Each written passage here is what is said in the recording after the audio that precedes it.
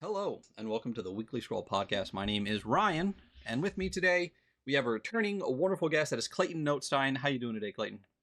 I'm doing great. Thanks for having me on again. Yeah, absolutely.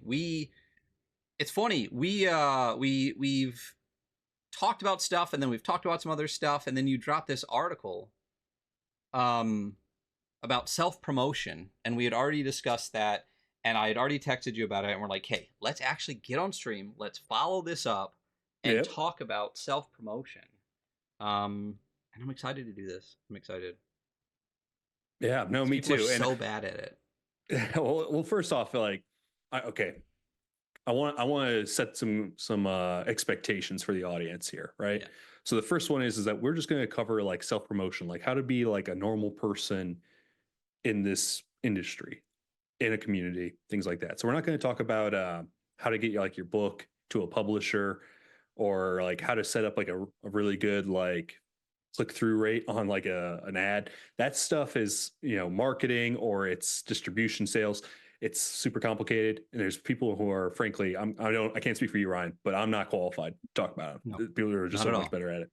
Yeah. The second thing is that this is something I really care about, but it's something that I'm getting better at. So like part of this, I'm treating this guest starring with you, and I treated that blog a little bit the same way of like, I am trying to get better at these things. These are notes to myself, reminders that I can get better at it. So this is not the be all end all No. sort of thing. And the last one, which is a bonus thing, because I said two things, this is the third thing. I know Matt Colville released a video recently that said community, which is a great video, by the way. I actually think it's like one of his best. But everyone's like, wow, Clay wrote like another article to like go with it. And I was like, no, I didn't. I wrote it before Matt Colville. If I had known he was going to release a video, I would have just waited until he released it. And then and then it would have been so much easier to write then. But, unfortunately, no. So this is another way of saying a lot of people are talking about this. We're not the only ones here when we say, hey, we want you to be a normal, happy, organic, real person in the world when you are showing off your stuff. Yeah. I mean, that's exactly it. This is not the end all be all. This is really just our personal experience. We are not Yeah. experts in this. And much like many of my opinions, um, a lot of what I have to say about it comes from a place of anger. Um, because I genuinely hate getting terrible fucking emails from people, because I actually do feel bad when I have to either not respond or say, "Hey, sorry, no." Um, Yeah. and you could make it a lot harder for me even if you wrote better emails, because it'd be a lot harder to say no to somebody. But I can tell you, I am much more likely to um respond positively to good self Yeah. promotion, and that's what we want to talk about here on the show. It's to like you said, a lot of it is just acting like a normal human being, and I think people are so kind of on the internet that Yeah. it's hard to remember that if you walked up to a person, you would probably introduce yourself. You might even ask their name or something. Like, these are things that we Yeah. miss when we're being online. So it's I, just a lot of I simple I'm calling stuff. it I call it LinkedIn brain. Like I think Yeah. LinkedIn, like that culture of like people has like completely poisoned the well. Like I think because to speak to you, what you experience, I get occasional emails, or like I'll get occasional like DMs from people where I'm like, I know you. Like we have talked about silly things. I have liked a meme that you posted. Why did you shift gears and turn into a different person when you DM'd me? I'm just a guy with a dog and a scarf on right now. It's a lot easier. So I don't get angry. I get more like depressed by it. Like, I'm like, oh, don't do this. Like just reach out to me the normal way, because I Yeah. want to. That's how I want to interact with things more often than not. Yeah, I mean, see, my anger, my hatred, my depression are all kind of just like this bar that slides Yeah. back and forth between the three. It's a gradient. I forgot to Uh, do this. I was going to. There's this meme online. It shows like a death metal like emo family, and they're all wearing black, and then they have one kid who's sitting in the family photo who's wearing like a bright robin's egg blue like sweater vest, and he's smiling ear to ear. I feel like that's me going on to the weekly scroll. there you go.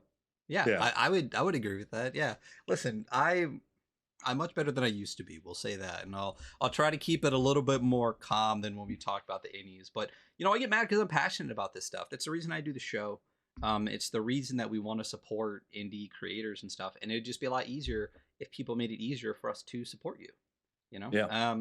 and that's really the core, I think, of what we're talking about here is the reason we want to do this is because we want you to succeed. If you make stuff, we like stuff, and we would like for people to like your stuff. And the best way to do that, especially in 2025, is to promote yourself and to get yourself out there. And we think the best way to do it is organically and humanely. And that's what we're going to talk about now. Certainly the Yeah, more and fun way to do it. yeah, Which I think is the other thing too. Like your body's going to thank you for taking this more organic approach, because it's exhausting doing the well, other thing. it's it's putting on a persona you don't need to put on. It's I know we're role players, but you Yeah. don't need to role play this person, right? Yeah. It's when it's getting your phone voice, right? It's when people answer the phone and suddenly they're talking like this on the phone. Like, it's That's me all not the time. doing that. Yeah, it's being genuine. Just like, you can promote yourself and still be you without Hmm. a lot of Yeah. stuff. And again, that's what we're gonna talk about today. But I think by the end, that's the core of what I want. I think what I hope people get from this is mostly it's okay to promote yourself, as well as your game and your things, and to be you while you're doing it without having to try to put on like a marketing persona or something. And it comes across so much more genuine. Um, Yeah.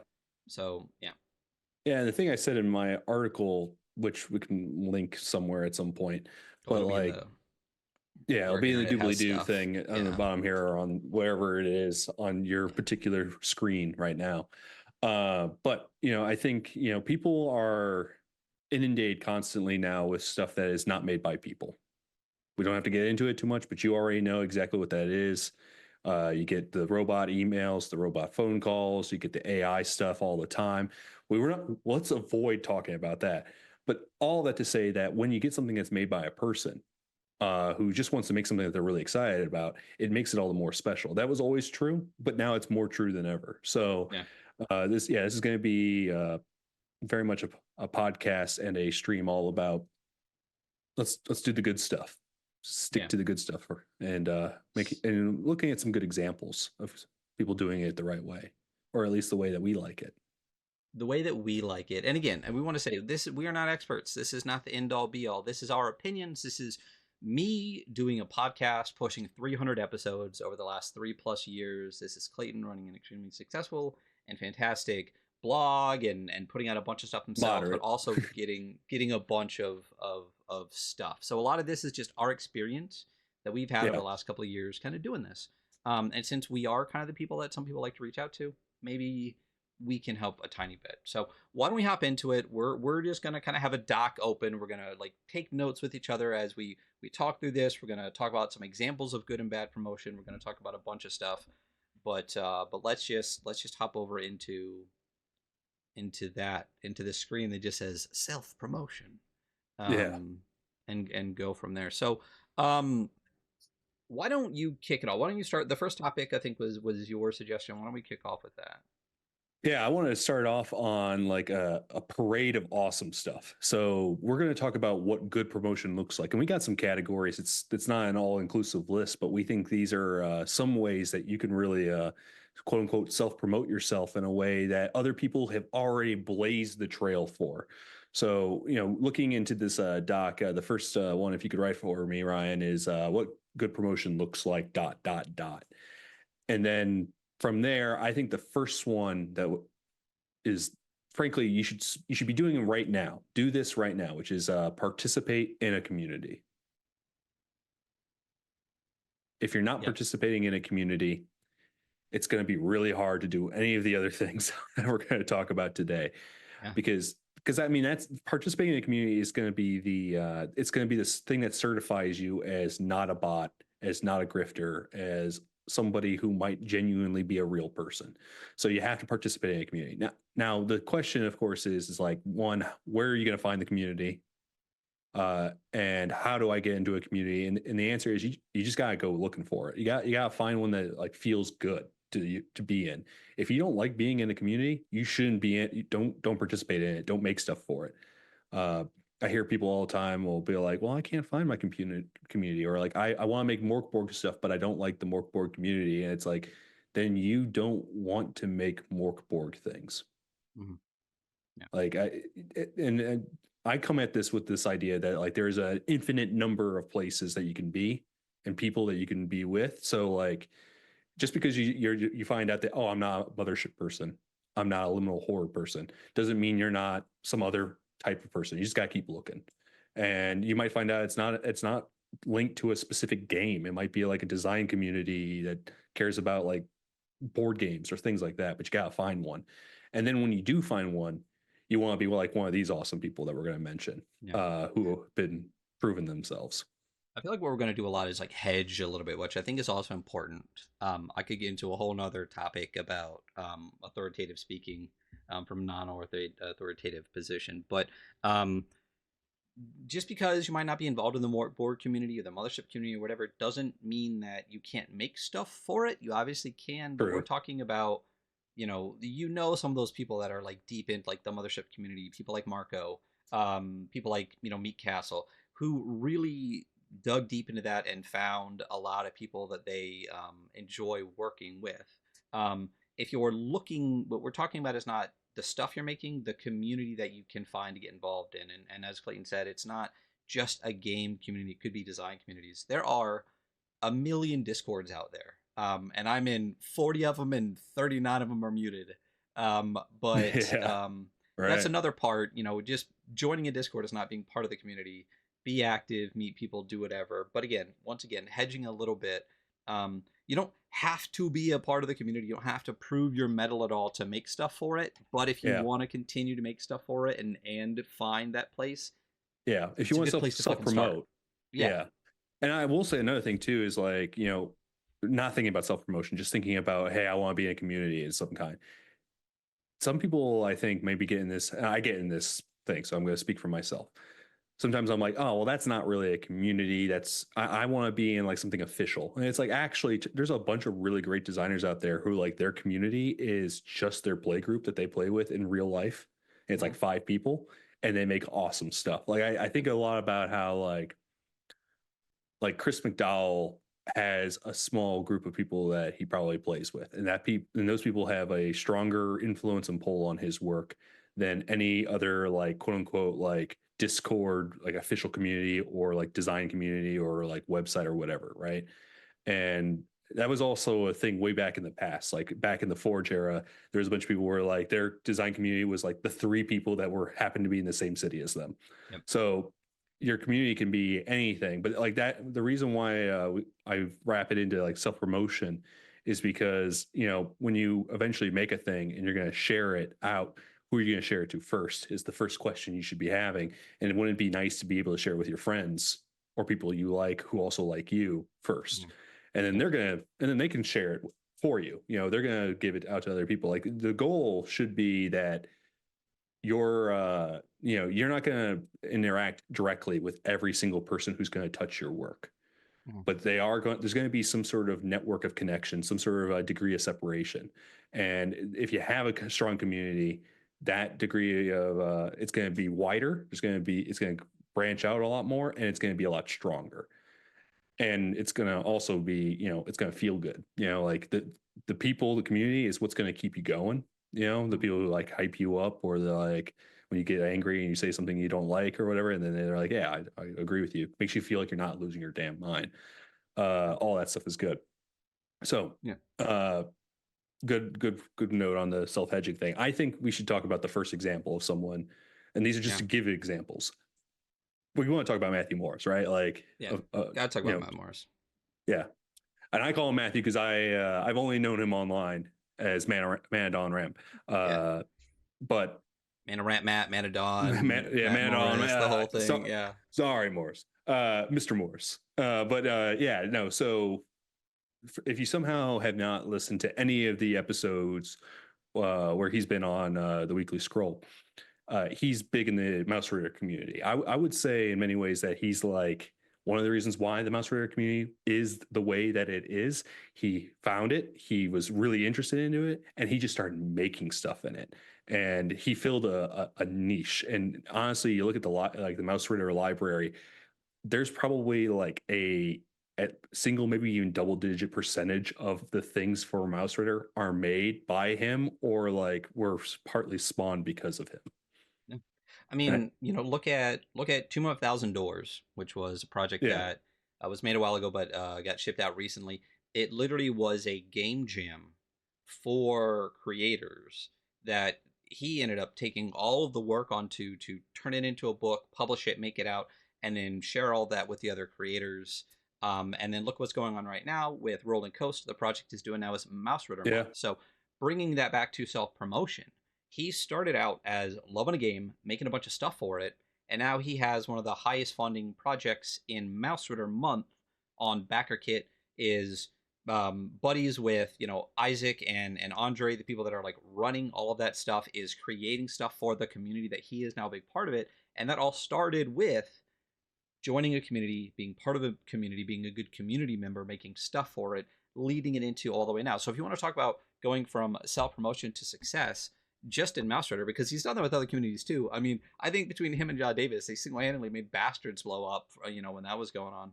Um, yeah, but talking about going from self promotion to success, this is exactly what we're talking about. He found something he liked, started a bunch of stuff, joined the community, and is now, like you just said, one of the Mouse Rider guy, yeah, yeah. outside of the Isaac. I got a personal anecdote about him. So I swear to God, this is real. Once a month, he messages me directly saying, "Hey, when are you gonna make your next? When are you gonna make the mouse radar thing?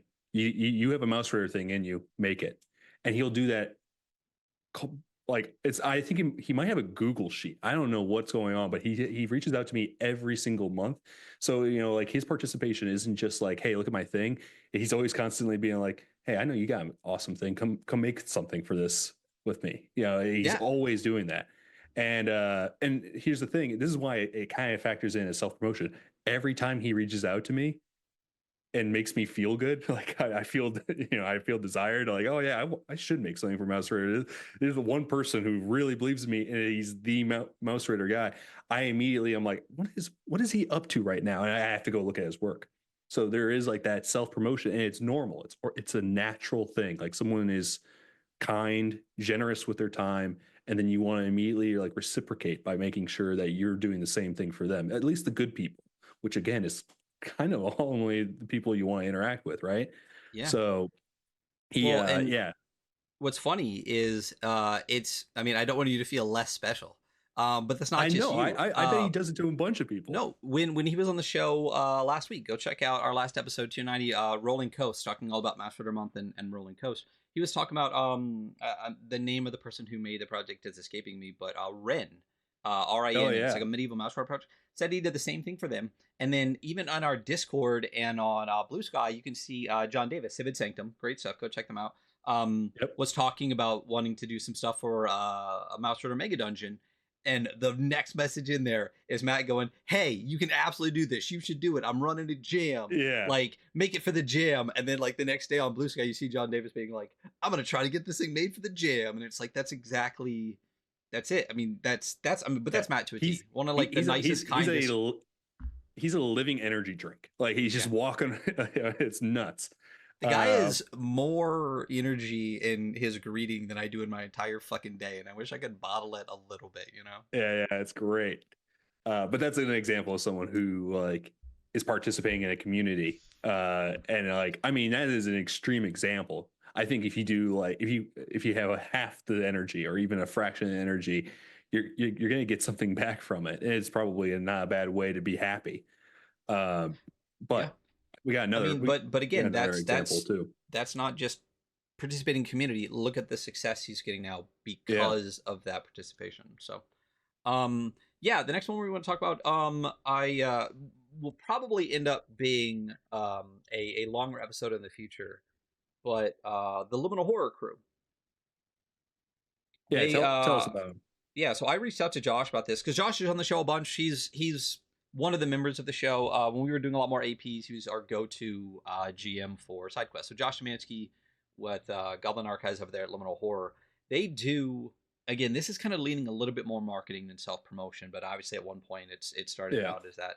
But I talked to them a lot about building a community and the things that they do to encourage stuff within their own community, which includes grants and a Liminal Horror Fund, Yeah. um, and all sorts of stuff like a free PDF, which we'll get to here soon. Um, but uh, but in talking with Josh, I think after we had made this thing, I think I decided that maybe we should do more of like, let's have an episode in the future about marketing and building community, and that's what we're going to talk about a little bit more. But Liminal Horror actually started out, or at least Josh getting in, because Goblin Archives wrote Liminal Horror, and Yeah. then Josh immediately was like, "Holy shit, this is great!" and started making stuff for it. Um, and then linked up with Goblin Archives, and is now he's now Liminal Horror with Goblin Archives, because he was making stuff for a game, again participating in community. Um, but yeah. Yeah.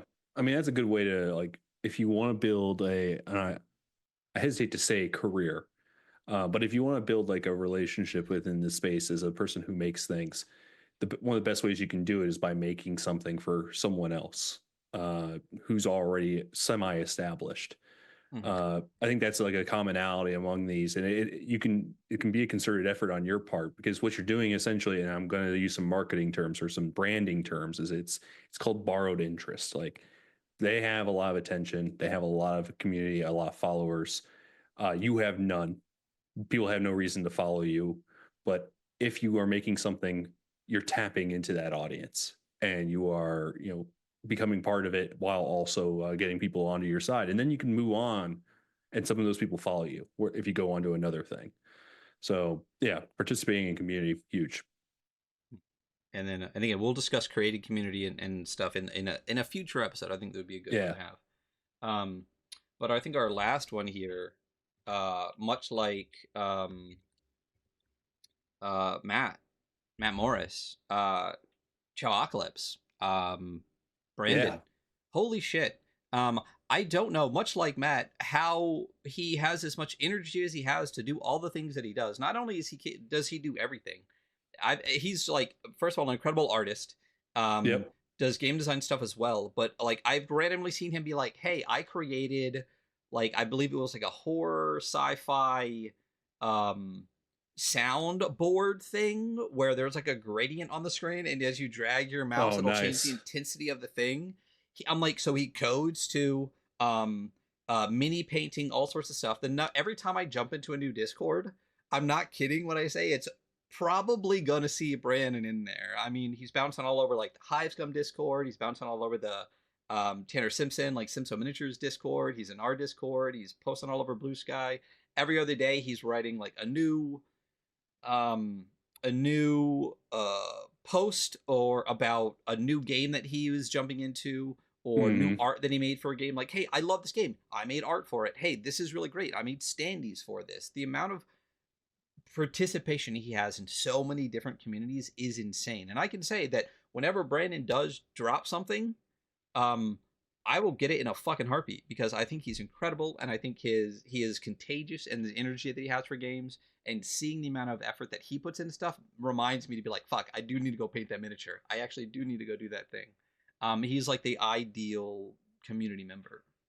Yeah. This is reminding me of another person too, because who's also an artist, Hodag. Mm. uh they do this they did this thing on one of the discords I was on where they're like, hey, anyone who wants, send me a picture of yourself. I'm making a bunch of like mothership like scavenger freaks, and I'm just gonna, and a bunch of people said yes, and he just started, and like he just like prolifically just started drawing these like versions of everybody, and it was awesome. It was really fun. Again, like I guess there is a commonality here of like make stuff, right? Which is you're gonna see that across the board. So it's not even like a single item, but it's like making stuff for people directly. Like there's actually no scope too small when you're first starting out for self promotion. Like if you're just making something for one person, that actually does have an impact. Uh, And so yeah, no, I mean like all these people they started off by like being very personal and like starting small and working their way up and being intimate Yeah. one to one. And exactly like it says, participating in uh community Yeah. is a part of it. And again, every single one of these people, everything that's going on with them, I know them and will get their stuff because I've seen their participation in those communities, and that's what we're talking about, is that Yep. self-promotion. So All yeah. right.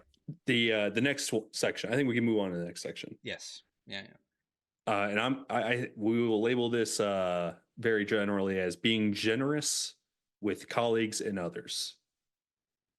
And the first person that comes to mind when we were talking about this off air is I think of JP Coolbert.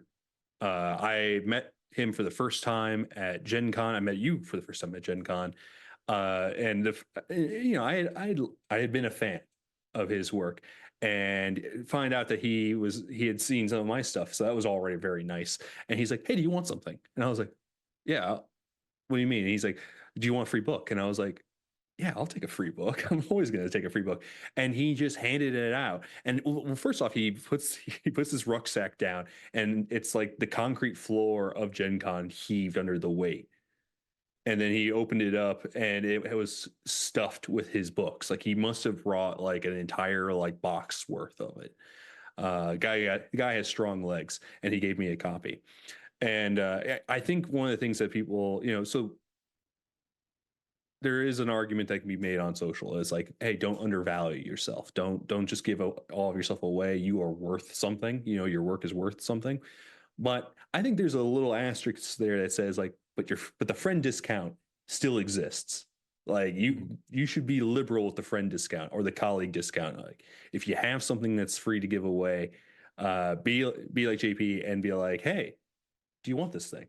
Because there's a chance that that person might take it and then become like an advocate for you. They might make something for it. They might review it. They might do an actual play of it. You have no idea what they're going to do with it. So there's no reason not to just give it to them, because even if they don't, they're going to probably have a pleasant relationship, and now you have that pre-existing thing going on. Mhm. So either way, it's a net positive. And this is a funny topic, and this is another way that I will say again, we are not experts on this. I definitely am not an expert on this.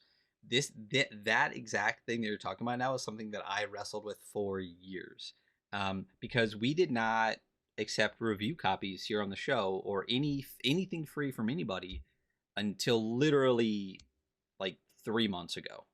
Yeah, So for like most of 3 years, and a big part of that was um, because if I like your stuff, like most of the time, I already have it if it exists, right? Because I have a problem with buying yeah. ttrpgs and things. I see you are getting smaller by the moment as you say this, surrounded by all your books. Oh, and this is, I mean, trust me when I say Yeah. it goes off screen. No, I imagine you got But Raiders of the Lost Ark style warehouse behind you, yeah, full of oh, RPG books. you should see what my closet looks like. It's I'm crazy. terrified. But the my point is that we did not accept stuff for multiple reasons, and I feel like uh they made sense to me at the time, but in retrospect, for these exact reason that we're talking about, it makes less sense. But it's, if I support you, that means I want to support you financially as well. And if you have something you want to give me and it's something I'm interested in, I would like to just buy it from you so I can support you. But what I realized eventually later through conversations and then just in general, especially when I started thinking about making something, I wanted to give it to somebody, and they did the same thing to me that I had done to so many people, like, oh, let me just pay for whatever. I was like, no, just take it. And then in my head, I went, oh, shit, that's what so many people just wanted to do. They just wanted to give away something because they like you or like your work and think you're cool and want to pass that on. And especially, being a podcast and things. So that's just something that I wrestled with for a long time, of being like, I want to support you, but as you said, that friend discount, that advocacy part, that other part of it is a part that kind of eluded me for a long time. And that's why we started to accept review copies and stuff. Yeah. Because I can just secretly throw money at their itch later if I really want to. Um, but that self promotion of building those relationships and friends and things, because I can say there's people that I did not build a relationship with because I didn't accept their free thing, and that was just human nature that I was just obtuse to for a while. Yeah. Yeah. Um, And being like, no, I don't want your free thing, I'll pay you, kind of, when someone did it to me, I was like, oh, that doesn't feel super great. So we because it's just like, I'm excited, I want to give it to you. So we that's why we started accepting review copies on the show, for that specific reason you're talking about with JB Colvert, is building those relationships. It's allowing people to um be excited to give you a thing, and you not looking a gift horse in the mouth. So that is the thing that I've worked on, Yeah. specifically because of this. Yeah. I'm trying to get better at this myself too, being the giver, because I do have some things to give away. I'm making an adventure, or I made one and I'm like revising it, I'm making it good. It was bad prior to that. So I'm trying to hand it out to people, and I think one of the other things I want to put an asterisk on this, or a caveat, is like, when you give the thing away, be gracious in whatever it is you get that comes back to you. Like, I think some people, they give something away and they're like, well, I'm going to get like a really positive like review from people. And it's like, no, that's not the point. Like, the point is to give them the thing, and whatever happens, happens. Like, it's an excuse to, create a connection. So like, I have already given out the adventure, the original one, to people, and I'd be like, hey, like I gave one to, the runners of the jam. I gave it out to some friends who helped me edit and read it and everything else. And I'm like, hey, if tell me if this is good or not. Like, give me any notes. I don't care. It can be a complete like destroy my work. I just want you to have it because I appreciate you taking the time, to like make this thing for me. So I made something else, and I want you to have it. And I think if someone, and I'm saying this partly because I'm like, hey, if any of you end up giving Ryan something, you should give him the same freedom to be like, you can review this negatively if you want, because it's actually beneficial. Like, you get a negative review is helpful as a creator. I mean, that's It one thing not that only we does it, hear about on the well, show a marketing. lot, is exactly that like, actually, here, like, a lot of people's friends are very nice about their work, and they don't always get, like, it's just like, okay, can you say something bad about it? They're like, no, it's super great, no, it's great. um but God, my brain sidetracked itself in a sidetrack of what I was going to say, and I completely lost my train of thought there. um I'll Should I come go to back the to it. next person? Yeah. Yeah, I'll come back to what I was going to say.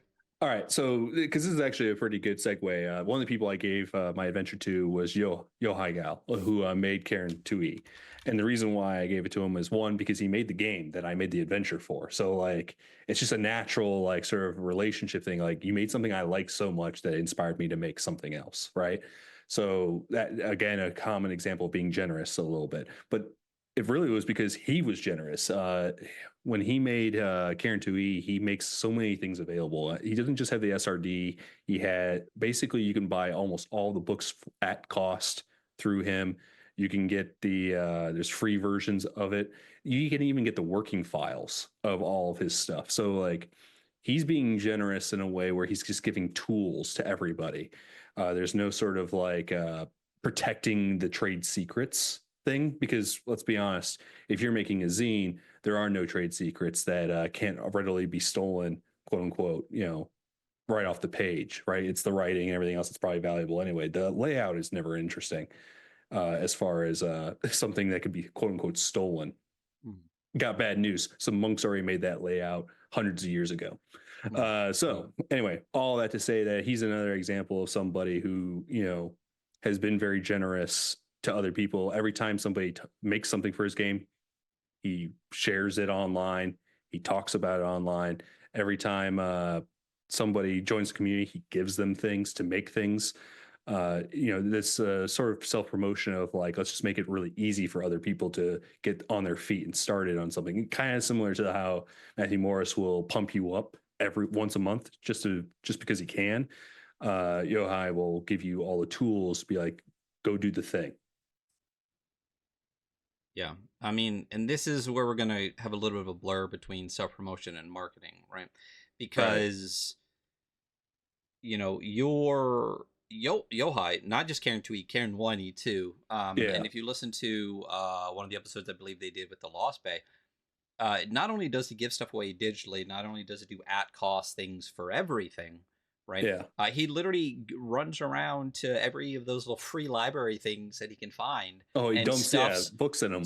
not just books, like dice and pencils and everything. It just gives away like everything he's ever done for Yeah. basically free or at cost, right? And then what and that kind of promotion is incredible because what did Karen Tui's Kickstarter pull? I think it was close to $250,000. It was like 200. It was almost $250,000 Was it for really? Karen Wow. Tui. Um, I mean, I'm pretty sure. I'll do it. I'll be the guy in the chair for this one. You You're gonna keep be the hunter rolling. for me. Yeah. But that is to say that everything that's ever been made for it, they give away for free. And you want to talk about promotion? We've already said being generous, giving things away for free will make people like your thing.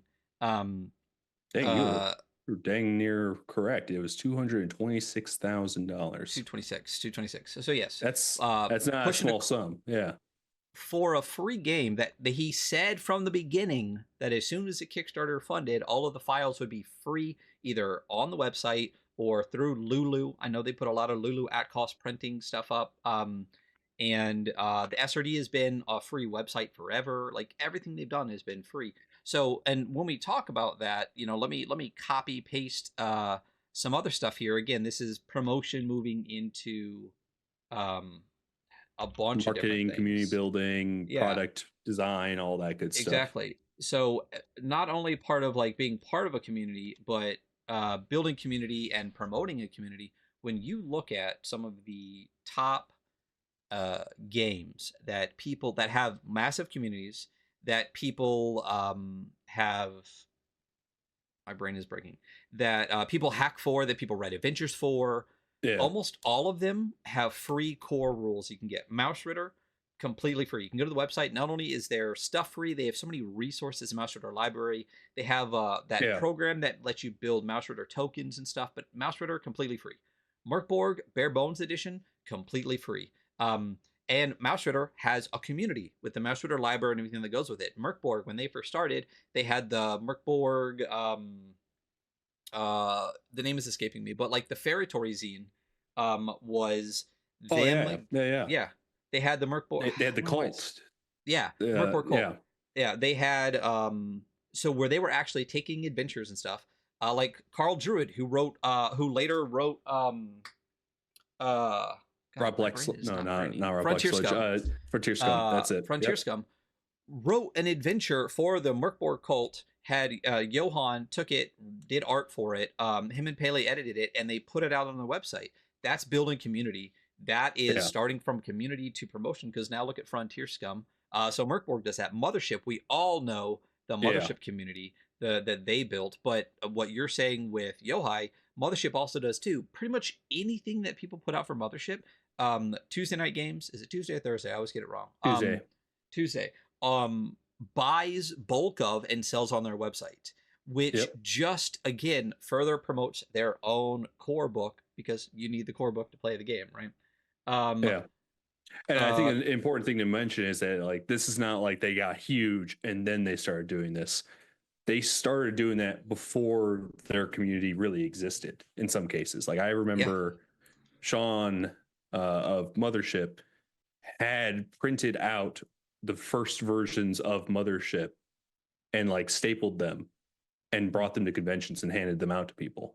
yeah, And then had made a lot of tools available. And like the Morkborg cult was like up the moment they launched their website, and they had to take it down because they didn't expect to have a community that would give them like 2,000 submissions. So yeah, they were like, oh, sorry, we did not realize that we were going to be popular.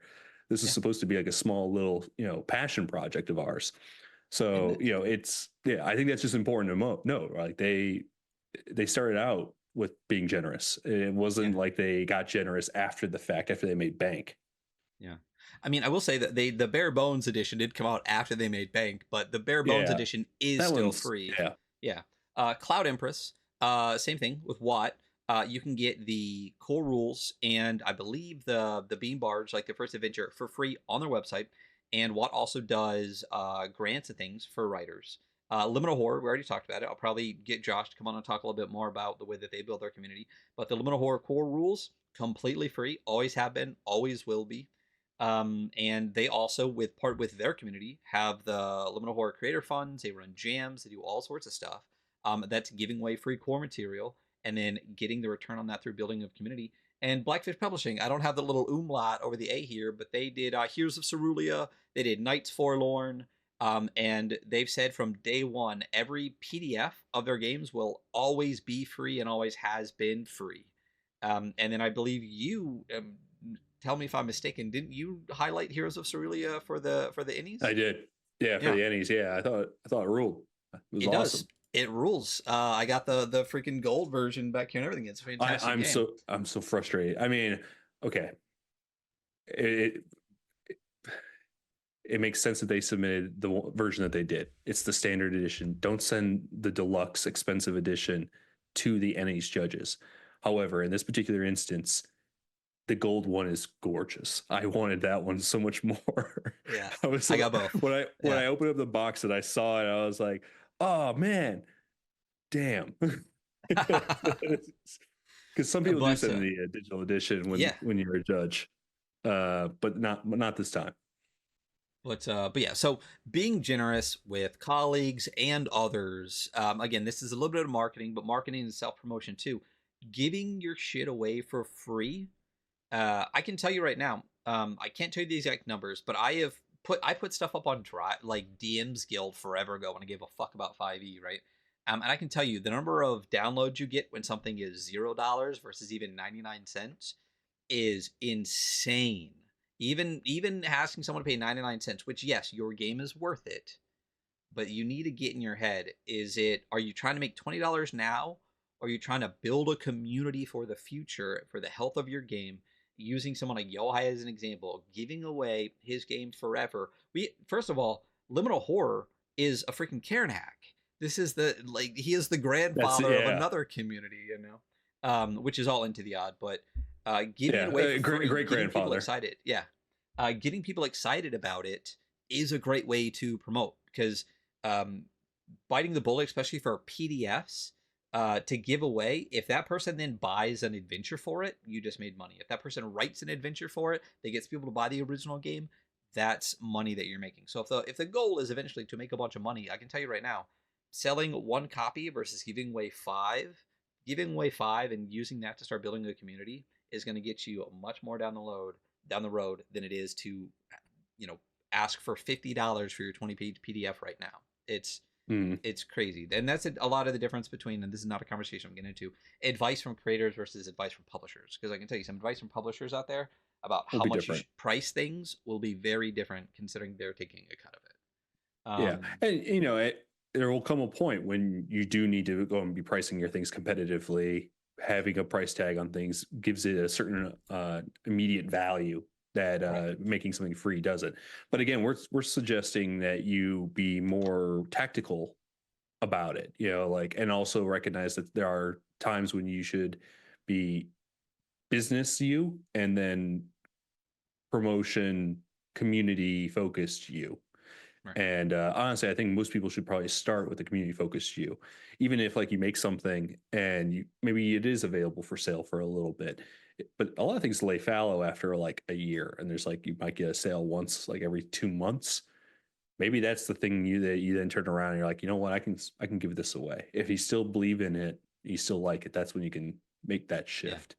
And So again, this is not something we're going to get deep into the conversation for, but I can tell you right now, with something like Elemental Horror, especially again after talking to Josh, I mean, let's not even talk about that. Let's talk about the 5e business model. The core book is $50, but I can tell you right now, every adventure that they write, every single thing that they put out directs you back to the core book, right? That's their yeah, entire business model. So when you can give away your core book for free and then have adventures that people can buy, like, they can be excited to play the thing and then buy the rest of the stuff for it. If you're only ever going to make the game and never anything else again, sure, put a price tag on it. But if you're going to make the game and support it with a lot of content, with a lot of stuff, um, consider, again, like we said, being generous with your core material. yeah. All right. So what's next? The next one, talk about and promote other people's stuff. This has kind of already been implied, like a bunch. Every single person we mentioned and every single group on this list has done this already. But we're going to give you some examples of people who have made it their business to just talk about other people. The first one being Thomas Manuel, who has a newsletter called the Indie RPG newsletter. It's an awesome newsletter. If you're a fan of like the story game indie space, it's one of those curation newsletters where it just he's a prolific reader in the community. He follows a bunch of people, and when he sees something that really excites him, he writes a little summary about it and shares it with other people.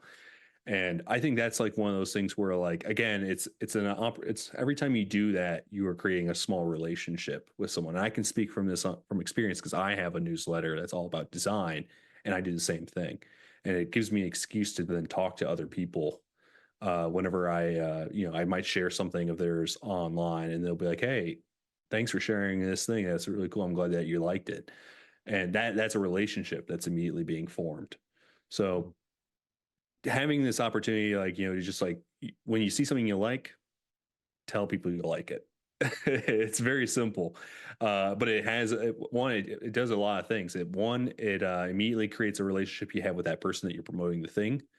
It can also tell everybody what you like, what your values are, what your sort of sensibilities are. So like if you are someone who's a nobody, but you start sharing that all the like the best like Morkborg stuff, people then will now know, oh, this person's a Morkborg person. They like Morkborg things. And if they like what I like, I'm probably going to like whatever they make. Right. Mhm. So that's like a very simple relationship way to promote yourself, is just be transparent and open about the things that excite you, that you like. Uh, the other person I want to bring up is and I'm going to say I don't know if it's Aza or Aza Donald or Backwards Tabletop has been going ripping through social media recently because he made a game called Spine, and instead of just sending Spine to a bunch of people or like sending like you know promotions, which of course he did, but one of the things he also did was he reached out to me and other designers specifically and was like, hey, I'm making something that is in this like territory. You make something and talk about this thing, this area of expertise. I think you're an expert in this thing. I want to interview you about this thing. And so what ended up happening was, like, without having to talk at all about Spine, we got to talk about a completely semi-related thing instead. And that became content for them. It became an opportunity for me to content for me. We basically talked about like book design and how like the design of a book influences the way you interact with a book, which happens to be what Spine is all about. But Spine was never brought up in the interview. We just talked about book design, something I really care about, something I'm passionate about. And they gave me an excuse to be a freak on an interview. And then they went to other people and did the same thing where they're like, hey, I want to interview you about the thing that you're obsessed with. And so they had to found a way to promote other people while still talking about a thing that was relevant to the thing that they're making. So I think that's just again, like one of these things of like when you're talking about other people and you're promoting other people, there's often something you have in common with them that allows you both to benefit. It's not a zero sum sort of experience. It is a mutually beneficial conversation that can benefit everybody, and it's all entirely positive. Yep. I mean that's what we end up doing on our show a bunch. So I mean, Yeah, yeah, I completely exactly. agree with Yeah, that. the weekly Um, scroll is basically that. I mean, not tooting our own horn here, but that's the reason we do it. It's the reason we don't review games we don't like. We might be very critical of some of the games we review, but every single one that we've reviewed, almost, we like. And the point of our show has always been to promote small creators. And another person who does that really extremely well is Gary Snow over the Daiku podcast. They Hmm. do incredible interviews with a lot of just creators across the board, big, small, everything in between. But I particularly really like their game pitch episodes. They do, Gary does things like similar to the stuff that we do, but Gary does it a lot better with much better production. But their game pitch episodes, they actually pull stuff up and pitch the game and explain the game and promote the game over there. So the Daiku podcast is my favorite podcast. We've had Gary on the show before. He's someone that I talk to regularly, like because he's someone that I can talk to from perspective of like also being a podcast host and having guests and things like that. There's someone who has similar experiences. But again, they do incredible stuff. And talking about promotion, go back Bug Busters on Kickstarter right now. It's a project from Gary that's really fantastic. But if you do like interview podcasts, if you like getting game pitches, if you like hearing about new games, definitely go check out the Daiku podcast. And he's just a great example of exactly what we're talking about, is promoting other people and having a platform to do that from, and also just genuinely one of like the nicest guys ever. So um yeah. Yeah, huge. Yeah. All right. And then we have our last category for good examples or good methods for self promotion. And this is the one that is like special, like very important to me because it's something I do all the time. My entire identity online is because of this. Sharing knowledge and interests is a way to self promote yourself. Uh, the biggest complaint or like concern or question that a lot of people give me when I talk to them about like promoting their work is they'll be like, I have nothing to talk about. They'll be like, I have nothing to talk about. So like, it's either I sell my game or I don't have anything to say. And it's like, you do have something to talk about because you care about things, like, and everything that you care about is an excuse to talk and like and have those opportunities to like interact with people. So I have two examples in this category as well. I'll start with a person I met at Gen Con whose work I've liked for a really long time, Ryan Lynch. That is a Perils and Princesses designer, amazing illustrator, and he has this. And he's got a he frustrates me because his work is so good, and he's doing exactly the things I should be doing, but I don't do. He is on Instagram and he does like short, reels where because he's an illustrator and he's a fan of like old illustration style from like picture books and fables and folklore and things like that. And he will do all these like small videos where he is just showing you historic, famous painters and illustrators from the past and talking about what that style is, how it was made, why it's great. And then he sometimes applies it to his own work. He'll do his own illustrations and he'll be like, oh, this was inspired by this person. It's amazing work. It's a thing where like I've never cared about like fantasy like children's book illustrators. Now I'm like I'm weirdly obsessed about it because like again like passion's like incredibly infectious, and he's also just really knowledgeable about it. So like having like a knowledge or expertise in a thing means that you immediately have something to share, even if all your expertise is just perspective, right? But his happens to be perspective and the fact that he's a really good illustrator, designer, multi hyphenate thing. So that's one. The second example is John over at Skeleton Code Machine. Uh, that is a newsletter that, again, another person where I frustrates the hell out of me because he posts once or twice a week, never misses a single time, and every single post is about some board game or mechanic that's really exciting him. I don't know. He doesn't sleep. I presume he doesn't sleep. I don't think he has a family. He certainly has friends because I play board games with them, but I don't think he eats.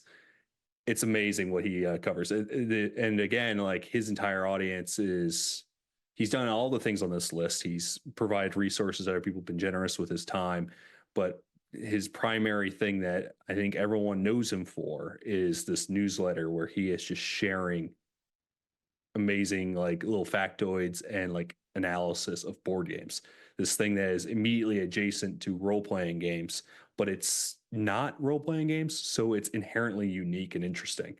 I mean, Yeah, so the Skeleton Code Machine and then just like Exunt Press in general stuff. They have occasionally covered some yeah, ttrpg stuff or like they do. some things that They blend have the some two. RPG stuff too. Well, yeah, I mean, you talk about like Eleventh Obviously, Beast and some of the other yeah, stuff that they've done, but my God, as soon as I found Skeleton Code Machine, blew my mind. And as you yeah, said, like I feel like our show could be bigger, more popular, I don't care. That's a conversation we can have later, so that's why we can't. Yeah, But even if I did, I know that I do not have the spoons to I to am. Yeah, post that much on the internet, to make a reel, to cut. Do you know why we stream live to Twitch and then without like doing it and edit? Because I don't edit this shit. I chop the beginning and the end off and I put it on the internet because that's the spoons I have for the show.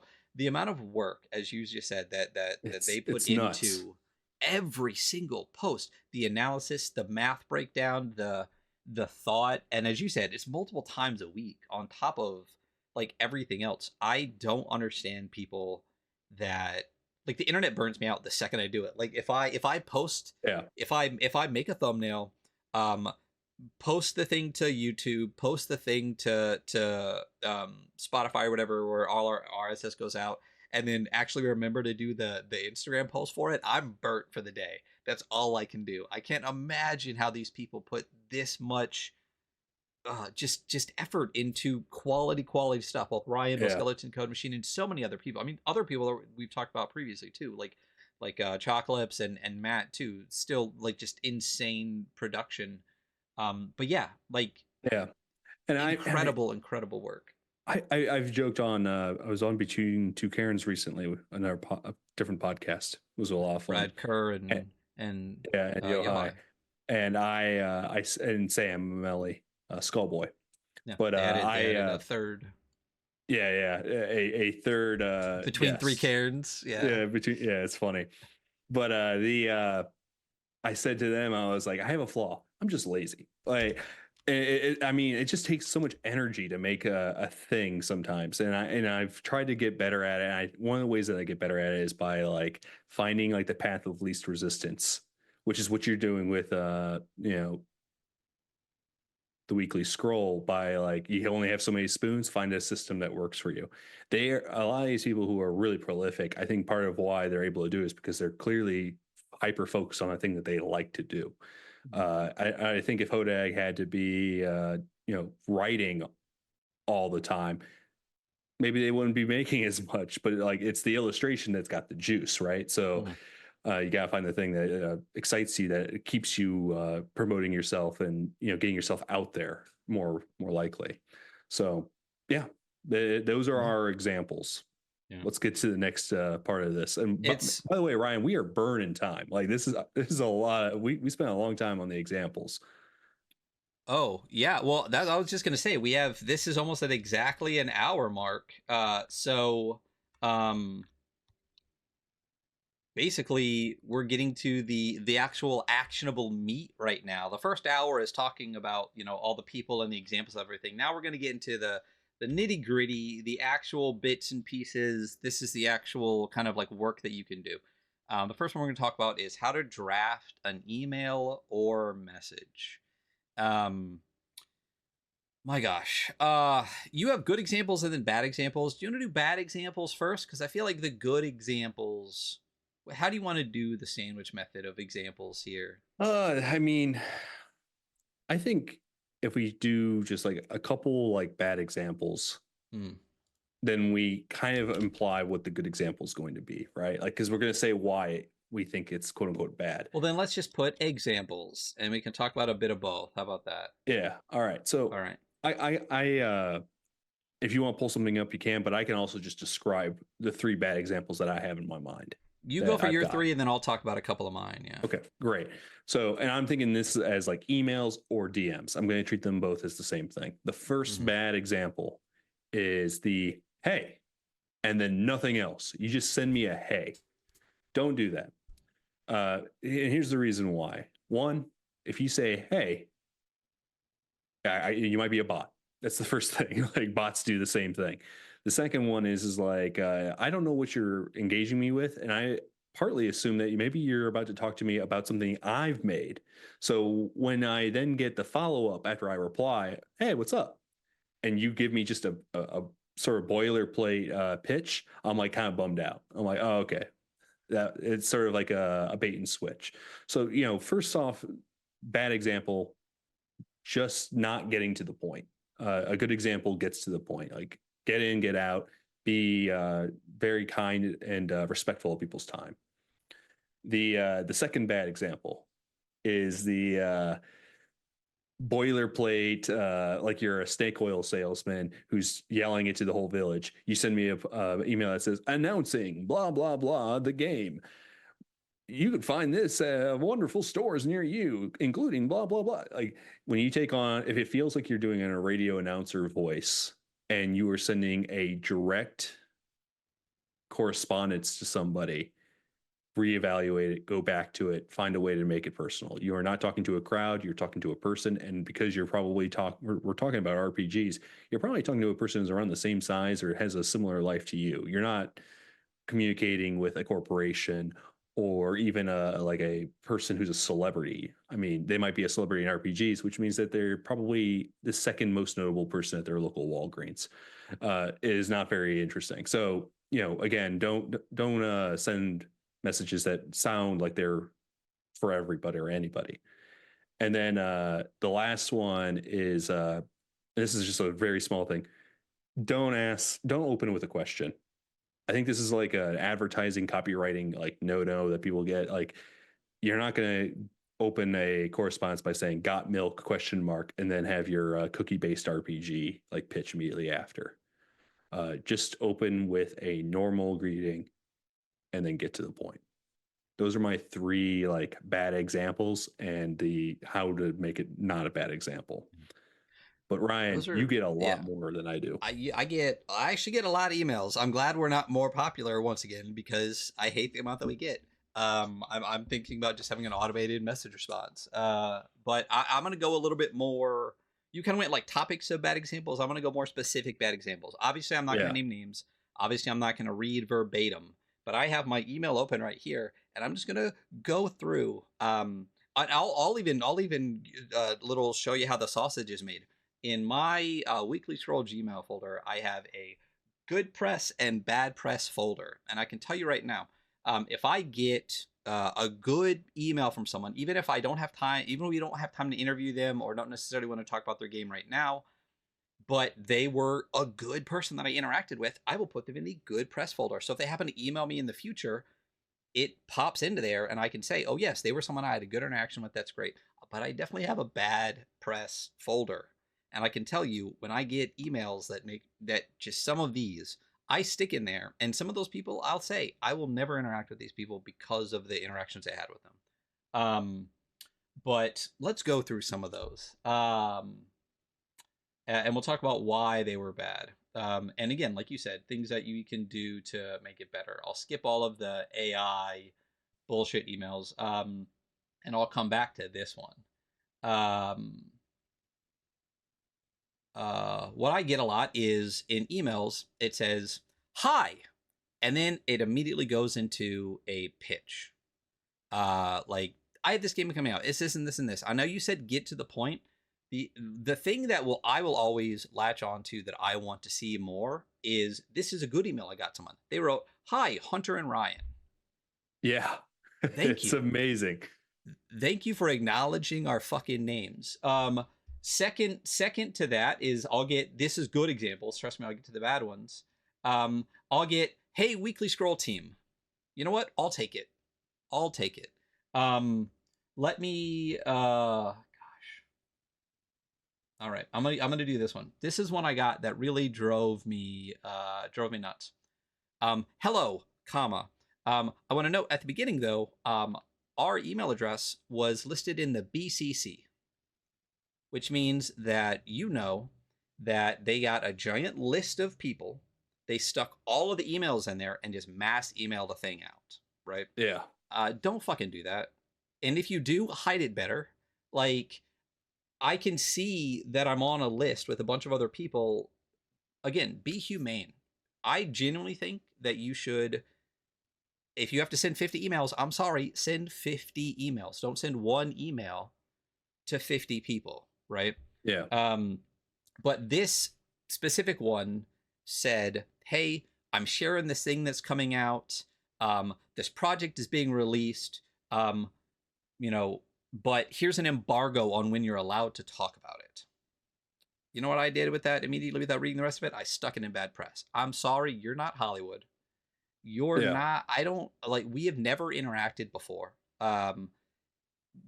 like acting, I don't know, to me that rubbed me super the wrong way, to be like, hi, I want you to promote me, but only in the specific way that I want you to promote, and the time that I want you to be promoted for it. I don't have time for that. There's a million games. Yours is And not I good feel like enough. there's a way. I feel like there's a way to do that. That's more organic and normal. And I think here's another thing. It's like there's like professional like language that sometimes doesn't need to be deployed depending on the interaction. Like you could just as easily suggest an embargo, like or the embargo being like, hey, you can't review this until this date. Another way of saying that instead of saying like, hey, there's an embargo on this, is you being like, hey, just so you know, it's not releasing until this time, and we were really hoping you might be able to, if you were interested, wait until this point to maybe talk about it. But we'd love to hear, what if you have any ideas or thoughts on this. Like that's how you word the same exact message. You get the same content across, but you do it in a way that feels very conversational, very natural. Yeah. Don't use Um, the legal speak. It's we get enough of it, right? Like it sucks. yeah. A couple more You bad sound like examples. AT&T. That's exactly what Start it is. over. A couple more bad examples here, because I do want to talk about some good ones too. But some of these are, I got one. You know what I really hate is when uh I get, hey, maybe a line that kind of addresses us a little bit. That's cool. And then the font changes for the rest of the message, Yeah. uh, which shows that they just copy pasted everything besides the first sentence into the email. Fine. Listen, I'm not asking you to redo all of it. I'm gonna do a little tip for you. If you I control know what you're going to shift say. if you Control shift. control Yeah. shift V, it will format to whatever format you're currently in instead of the format that you copy pasted. So that'll fix it. I also got one that I know is copy pasted because it's not across the whole page. It's like 10 words in a row down. So I know Yeah. whatever they copy pasted it from was from something that was formatted differently. They didn't even fix the formatting for it. Um, that's another one that drives me a little bit nuts. I'll say the standard email I get that I don't think is a good email is hi, game pitch, um, immediately, and then um, I'll get stuff that's like, however you want to do, whatever with this, thanks so much or whatever. And I'm like, that's fine. I guess that's extremely generic, but like not mentioning me, obviously copy pasting the same pitch that you sent to everyone else, Yeah. and then not actually asking for what you want from us doesn't really do it for me. I'm gonna give you a good press example that I got recently that I really really loved. This is uh someone actually, and this is different for our podcast too, because we have a Discord, and in the Discord list at the very top is a channel for how to contact us that has all of our links and stuff. And in the rules for our Discord, one of the rules is do not DM me or Hunter in our Discord about promotion. Here is our email. Please just email us. What's funny is I saw this person hop into our Discord, and then 30 minutes later, I get an email. I already know it's them, and I already appreciate that they didn't DM me, that they read the rules, got the email, sent me the email. And the email says, again, roughly, hey, I recently got recommended your show. I really appreciate what you do There we this go. on the show. I really like that you do that on the show. And I like the way that you approach your critique because of these reasons. And it's written as if it's from a normal person, not from like ChatGPT or whatever, specifically talking about things that we talk about on the show, even giving examples. Perfect. Perfect. Not It's the best. just saying our names is a small step in the right direction, but actually saying, "Hey, I watched your show. I know what it's about, and I like it," is a great way to start. Then they say, "By the way, I have this thing coming out. This is kind of what it is. If you have a chance and you want to look at it, I've linked it below. Any feedback you have at all would be fantastic. No pressure, no anything. I'm sure people send you a bunch of emails. The game's not coming out yet. This is just a quick start, but if you get a chance, that's cool. Thank you so much." One of my favorite emails I've ever gotten in the 3 years that I've done this. You can't ask for more than exactly that. Acknowledging, saying our names, acknowledging what it is we do and what you like about it, and then giving us the pitch for what you're talking about, and then ending it again like a human being. Hey, this is the kind of feedback I'd really appreciate. If you have time for it, thank you so much. I felt like a human being wrote me an email as if I was another human being and talked as if they would have talked to me, had they ran into me at like Gen Con or PAX or something. Hey, Yeah. Ryan, like I like the weekly scroll. Like I think it's really cool you do this. I also have this game coming out. It's really neat. Let me get your email and I'll send you a PDF. That's how people have interacted with me at cons. I just wish people would interact the same way when they send an email. Yeah. And I'm feeling it's like counter argument that someone in my head of like someone be like, but I can't do that to like 50 people. Like, you know, you said earlier, this it sounds like this person might be emailing 50 different people. And it's like the answer is don't email 50 people. The the 6 personalized emails to the podcasts and shows that you know, the creators you know, where you can acknowledge them by name and what they do and show an appreciation and indicate that you're part of that community in some fashion will have way more impact than 50, 100, or 1,000 emails out that don't do any of those things, right? That just suggest an impersonal sort of transactional relationship. So My counterpointing yeah, your counterpoint is when marketing and stuff like this, don't ask me why I randomly know this, but like, you know, yeah, those like smarmy lotion people at the mall or the people that always like, yeah, as you're walking by, try to stop and talk to you and stuff like that. The conversion rate for stopping people after a certain percentage of people stopped and actually making a sale is roughly 10%, right? So here's so the it's a numbers problem. game. So here's the thing. If you're going to send 1,000 emails, maybe it's worth that 10% to fucking copy paste and do whatever. If you're going to spend 10,000 emails, whatever, we are in the small market ttrpg space. If you still want to call it indie, Yeah, that's fine. There's not 1,000 people to talk to. So that whole concept of the numbers game goes away because 10% of the 50 people you might send to is maybe 5 people. When instead of doing this copy paste bullshit message that 40 of those people are going to ignore and maybe not respond to you positively in the future for sending, as opposed to that, again, that 10% is 5 people that you could have sent the personalized email to that you're more likely to get a response for. Think about that for the numbers game, right? And here's yeah, the thing too: is if we're saying personalized emails to people that you actually want to interact with, um, I don't know 50 fucking people, right? That I would want to send an email to. Send it to the people you want. But if you do want to send 50 emails, yes, you can. Again, I'm not saying don't copy paste yeah, anything. I even taught you how to copy paste well. It's okay. Like this is 2 paragraphs. The second part being like the pitch for the game. Copy paste that shit in and just write those 3 lines in the beginning that says, I actually know who you are and what you do, right? So if you want to send 50, the other thing too is send 5 a day for 10 days. Send yeah, 3 a day for however that math works out. Like, unless your game's coming out tomorrow, guess what? You should have started your promo 6 months ago. You know, like that's it's better to personalize the emails because you know what I did? You know what I did with this email is I immediately downloaded the game, flipped through it, hopped on my Discord, messaged the person, and said, "Hey, thanks so much for your email. What kind of feedback are you looking for?" And they said, "Blah blah blah blah blah blah. The rest of the conversation is not your business." But that is what I did because of how much I appreciated this yeah, email, right? And I can tell you, yeah. There there's you go. people that I've made friends with. A lot of my friends in the TTRPG space are people that originally emailed me in the past, came on the show, became friends with, and now I happily promote their stuff all of the time. And a lot of it is that first initial interaction. So anyway, yeah, Yeah. we are burning some stuff here. We kind of already did the email thing. Do you want to draft a quick email or because I No, know I that's one of think the things we want to do, or did we just no, do I that? think we're not going. We don't need to because I think we kind of got at the point, right? Like open with Yeah. like a hello, their names. Do Yes. never do it to whom it may concern. This is not. You're not indicating. You're not telling parents that No. their son died at war. All right, Nope. you're just talking to people. They're probably two people like Hunter and Ryan. And then do all the things that we've already said. Personalize it. Maybe have the boilerplates or game pitch, and then end it on a would love to hear your thoughts if you have. And I always like to open. This is my boilerplate, but I think it's a nice one of just being like, hey, and if you have any questions or if there's anything I can do to help, let me know. Mm-hmm. Thank you so much, comma, your name signature, and then you're Yeah. done. It, Yeah. it works every time. Uh, yeah. So It we really is. probably, I think we said this at the top, and to wrap this part up, just write like a human being, as if you're talking to another human being. yeah. That's it. All right. All right. Next section. This one's just going to be about making your work easy to share.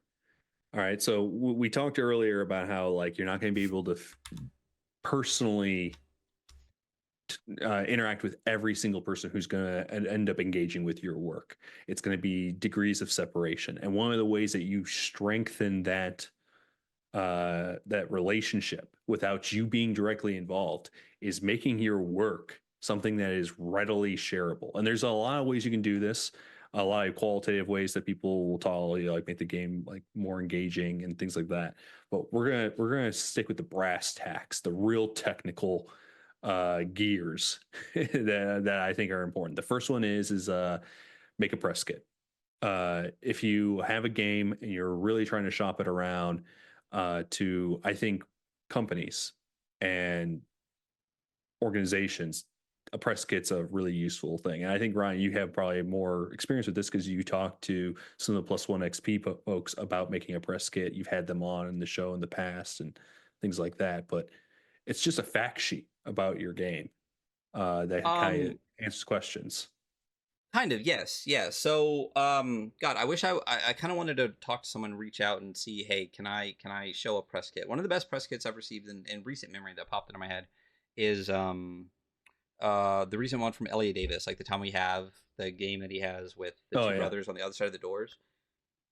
It's fantastic. I know Plus One XP does have a from like when Zemo actually existed like 2 years ago or whatever. I think they did Like a stream. a stream talking about making a press kit, and I've seen a ton of great press kits in that, and it's great. But basically, what the press kit does is, yes, it gives you all the details about the game. It gives you the full pitch of the game. It gives you dates, what to expect. It gives you, if you're doing a Yep. Kickstarter, maybe talks about some of the Kickstarter stuff.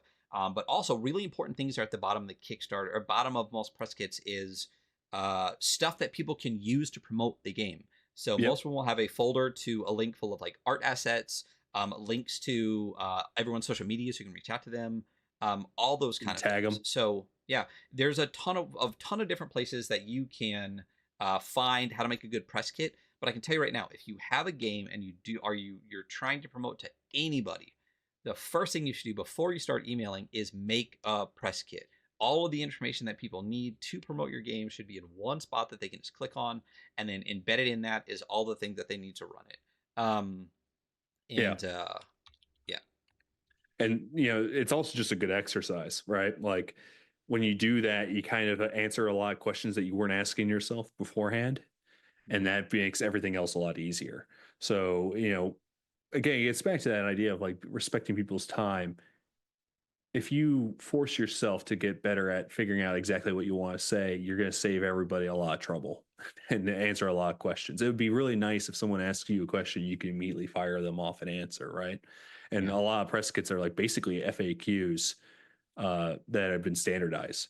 yeah. The I'm gonna run through one real quick. I'm not gonna say whose it cool, is, but it is picture at the top, uh, name, their pitch, and it says what is this game, and gives a full breakdown of all the information that they needed, and then it says this game's features, what makes it like special to them. Boom, boom, boom, boom, boom, boom, boom, boom, boom. Games links, so it links to everyone's socials, Kickstarter pre-launch page, publisher pre-launch page, everything, and then underneath that is art and promotional assets. So it's literally a link to one giant folder of headers and fonts and like all sorts of stuff that you have for it. It lists the team. It lists some like that like text on the back of the book kind of stuff that people have said yeah, about the yeah, game. And then at the bottom it says following up. Like if you want to follow up, this is the person to talk to and how to reach them. Boom, perfect fucking press done, kit. perfect. Yeah, cool. All right, I got another one. It's and this one's more specifically for me. If you have a blog, give it your blog post titles that are easy to share and understand. This goes two ways. One, the title should be interesting. Uh, if you just make your blog post that day's date, I have no reason to click on it. And frankly, when you do write something that's really interesting, or you share something that you made, I'm not going to be able to remember which day I read that on. Right. So you got to give a nice title. And then the second thing is like that title, the longer it is, the harder it's going to be to put onto a Blue Sky post or into Discord or anything like that. And you think that that's not going to be a big deal. That is a huge thing. Like when you're someone who wants to share someone else's work and their thing is so long that you can barely share it, then it becomes an issue. And you want to grease the wheels on Yep. this kind of stuff. When people get excited, you have a very narrow window where they're like, I want to talk about it. And the moment it becomes a job for them, unless they're trying to self promote themselves, like like we mentioned earlier, they're going to stop in their tracks and move on. Yep. So make your titles evocative, make them informative, and make them short and pithy enough that they can be shared online. It doesn't need to be light novel or isekai anime name titles. It doesn't need to be pop punk song names from the early Yeah, 2000s. it doesn't need to be like those movies where it's like the title and then there's parentheses and it's like colon this, yeah, colon, yeah, blah blah blah blah. Yeah, like yeah. I mean, here's the thing: if you want to make your RPG that because it's like a fun artistic like thing, go for it. But even then, like you kind of want a shorthand name for your RPG, right? And it can't all be acronyms. We already have two MBs, Mythic Bastionland and Morkborg, so you can't rely on acronym. You need some short name, and it just do it for yourself. I'm obviously thinking of it as like blogs, but this can be used for anything. I mean, really, you should be thinking about it often. And this one was really this next point really kind of dovetails into it. Make the URL short.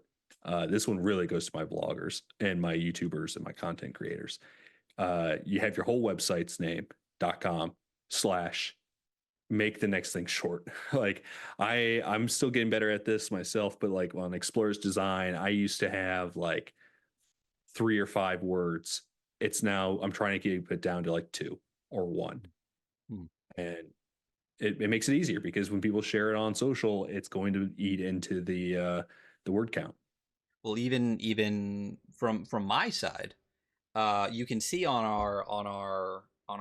my overlay here for those that are not in podcast land. I try to put the links onto the overlay, so anyone that clicks in can see it, and type it in if they want to. If you have a Kickstarter or a backer kit, I can tell you those are not short URLs when you're trying to share that link. Tiny URL is a thing. I think it might cost a little bit. Bitly is a thing. Yeah, but you have tools. Matt Morris last week. It was tinyurl.com/rolling-coast. Boom. It will fit in a Blue Sky post super well.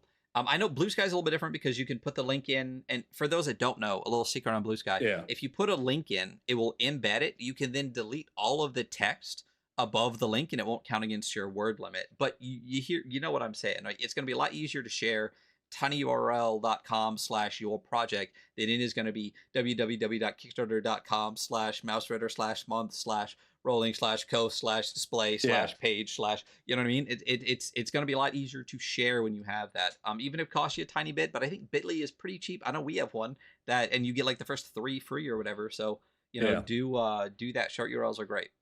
And we don't even have to say this to the podcast folks because we have to say the URL out loud. So like if it's long, nobody's going to want to read it or can remember what you said on the podcast. So short is good. And use tools to do so. Remove like conjugates, things like that. Like keep it nice, short, and simple. That's all you have to do.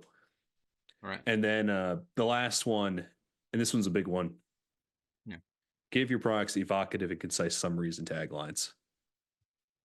Yeah. It drives me nuts. Again, it's a great exercise because if you do this, hell, before you design your game, try to write the product page. No. This is like this is a great hack. Like you find out how much of what your game actually is about just by trying to write the quote unquote product page, the hypothetical one. Yeah. But I'll tell you someone who's really good at this. Will Yopes, like descriptions of their games are perfect. Like I think about Plasmodics is what if you took do you have it available right now, right? As you were doing it, I was typing in Plasmodics Kickstarter. Okay. Like I remember them saying on like I think it was your podcast or someone else's that it is like if you took Gamma World and you nuked it in the microwave. Yeah. And listen, a lot of you are going to be like, I don't know what that means, but the people who want to buy this game, who know Mm-hmm. what Gamma World is, are sold immediately, Mm-hmm. right? It's the coolest way to have ever said that I've remade Gamma World in the most Gamma World way possible. It's amazing. And all of their games are like that. They have these amazing pitches. Yeah. Uh, It wasn't on our show. I've yet to have. I've met Will. Will's fantastic. oh, Obviously, we're big next Adam time. Bass fans. We got to get Will on the show. They gave me a copy of Plasmatics at Gen Con. That's right. I got one, and you fucking know. Not you, the people out there. Yeah, Um, I got one. but what I'm talking about, yours is a little different from what I'm talking about. What I'm talking about is when I want to have when we're talking about a game on the show. I say we're reviewing this game from this person, comma, quick pitch of the game, right? Yeah. Do you know how many games out there don't have that quick pitch of the game? Do you know how fucking annoying it is when I have to go to their itch page and read their 3 paragraph, copy to try to summarize down one sentence that will fit in a Blue Sky fucking post? Like it's it would be a lot easier and a lot easier to promote your game if you just tell me concisely what the fuck your game is. Kickstarter kind of forces people to do that, so it's almost a little bit easier. For example, I brought up Plasmatics Kickstarter. The top of it says Plasmatics, mutant freaks in the weird future. Underneath it says, in the remnants of the world, play in the smithereens, get weird in the body and in the mind with the post-apocalyptic ttrpg. That's okay. Doesn't say what I need though, right? Vibey. What I like though is when you get down at the bottom here, it says Plasmatics is a tabletop role-playing game of post-apocalyptic gonzo sci-fi where sort of humans, kind of animals, mostly robots, and definitely aliens joined hand in mutated hand. I know what the game is about, right? In Yeah. that short sentence, okay, it's post-apocalyptic gonzo weird game where a bunch of freaks are going to get together and do stuff. Boom. That's all I need. That's all I want. Can I tell you, you will be shocked when you start going through projects and see that no one ever wrote that line. What I like even better is a line that says, not from Plasmatics, we'll say this is Clayton's game, a dice pool sci-fi post-apocalypse world where 2 to 4 players do this and do that. Oh, Spoilers. mwah, mwah. That's what I want right there. Give me the game in one sentence so that I can promote your game much more easily. Because I'll tell you what, attention economy out there is not long, and Blue Sky posts do not have a lot of characters. I can't write your 3 paragraph pitch. Having that one pitch that tells me mechanically what it is and vibes wise what it is, that's what I want to see. Please write Yeah. more of those. And I will say counterpoint, but it's not really a counterpoint. It's just like what I want and what Ryan wants. You can have both. Yes. Put them both there. Yes. Because it's very easy to scan a page and see 2 sentences. The one that's like got all the glam that gets you excited, and then the one that confirms to you that this is in fact a thing that I know, right? I understand what this thing is. And of course, again, if you have a press kit, you're going to have that, right? It's going to be on there probably. But this is one of the ways that you really make your work easy to share and make it easier for other people to become evangelists for your work. Mm-hmm. Mm-hmm. Mm-hmm. Yep. All right. We got our last section, or I think it's close to the last section. Yep. It is. It looks long, but it's not that long, and then we can wrap up here. Yep. And this is going to be interesting because we're going to get both sides of this between you and me here. Sure are. How to be a guest on a show. Yeah. Yeah. I kind of want to take the reins very quickly to just say that I don't run a show. So and the thing I'm worried about all the time when I get invited by awesome people to be part of their project for a short stint is I'm like, I don't want to be the person that they don't invite back because they hate me or that I made their job harder. So this is kind of the part of the presentation or the show where I'm going to kind of be watching Ryan, but and I'll say some things that I've tried and I'm kind of curious to find out if they're good things, but take it away, Ryan. How do we have guests be good? How do I become a better guest? You're a fantastic guest, first of all.